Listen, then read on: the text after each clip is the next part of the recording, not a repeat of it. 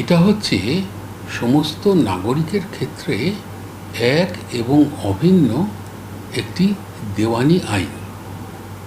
এর ফলস্বরূপ বিবাহ, বিবাহ বিচ্ছেদ, দত্তক, সম্পত্তির উত্তরাধিকার, এই সমস্ত আইন ধর্ম, ভাষা নির্বিশেষে একই আইনে নিয়ন্ত্রিত হবে। এটাই হচ্ছে ইউনিফর্ম সিভিল কোড। কিন্তু আমাদের দেশে আচ্ছা সুবিধাটা কি হতে পারে সেটা আগে শুনে নিই। এই সুবিধাটা হচ্ছে, এটা তো এখন পর্যন্ত একমাত্র উত্তরাখণ্ডে লাগু হয়েছে।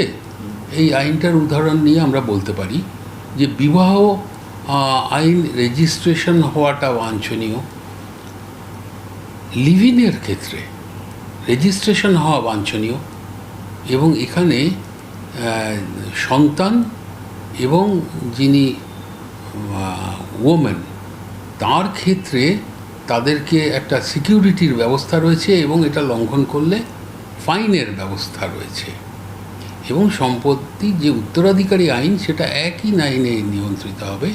অর্থাৎ এক কথায় লিঙ্গ বৈষম্য দূর করা এবং একটি অত্যাধুনিক আইন দেওয়ানি ক্ষেত্রে প্রয়োগ করা, যার মাধ্যমে বিচার নিষ্পত্তি, বিরোধ নিষ্পত্তি হবে।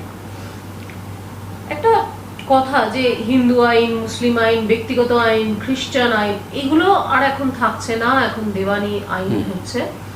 তো এটা তো একটা কোথাও গিয়ে ভারতের মতো যেখানে প্রচুর ধর্মাবলম্বী মানুষ থাকেন তাদের ক্ষেত্রে চাপিয়ে দেওয়া হচ্ছে না? আমাদের দেশ কিন্তু ধর্মনিরপেক্ষ দেশ, এবং আমাদের পার্ট 3 সংবিধানে বলা আছে ইকুয়ালিটি বিফোর ল।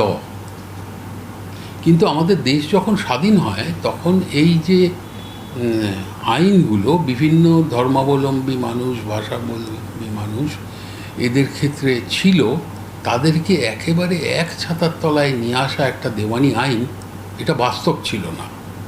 তাই আমাদের সংবিধানে প্রোটেক্টিভ ইকুয়ালিটি, আমরা আইনের ভাষায় যাকে বলি, তাই দেওয়া হতো। অর্থাৎ যে যার ধর্মমতে বিবাহ পরিচালিত হবে ইত্যাদি এই বিষয়গুলো ছিল। কিন্তু আমাদের পার্ট 4 যেটা ডাইরেক্টিভ প্রিন্সিপালস বলা রয়েছে আমাদের সংবিধানে, তার আর্টিকেল 44-এ বলা ছিল যে এই ইউনিফর্ম সিভিল কোড প্রয়োগ করার জন্যে নাগরিকদের ক্ষেত্রে উদ্যোগ নিতে হবে। আচ্ছা, একটা গুরুত্বপূর্ণ বিষয় আমি বলতে ভুলে গেছি, সেটা হচ্ছে এই আইন যেখানে প্রয়োগ হবে সেটা কিন্তু বহু বিবাহ সেখানে করা চলবে না, এটাও একটা আইন।